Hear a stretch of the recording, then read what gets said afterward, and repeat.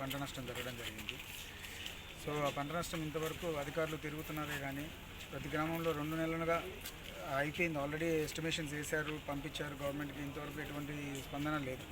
కొన్ని విలేజెస్లో ఏమో ఇంతవరకు పంట నష్టం కూడా చెక్ చేయలేదు. అదొకటి. అదేవిధంగా ఈ కుందు నది పొంగిపడడం వల్ల చాలా చుట్టుపక్కల ఉన్న ప్రాంతాల్లో ఉన్న విలేజెస్, ఇప్పుడు వీలవాడ మండలం అయితేమో, దొన్నిపాడు మండలము, అదేవిధంగా చాలమరి మండలంలో కూడా చాలా గ్రామాల్లో ఈ వంక తెగి నీళ్లు రావడం వల్ల చాలా పంట పొలాలను నష్టపోతున్నారు.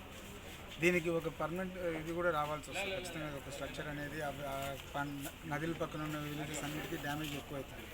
సో పంట నష్టం అనేది ప్రకటించాలి. ఆళ్ళగడ్డలో కూడా గత నెలలో సూసైడ్ చేసుకొని ఒక కౌలు రైతు కూడా చనిపోవడం జరిగింది. అతనిది కూడా ఇంతవరకు ఎటువంటి నష్టపరిహారం ఇంతవరకు ప్రకటించింది లేదు అధికారంలో. సో దాని మీద ఒకటి.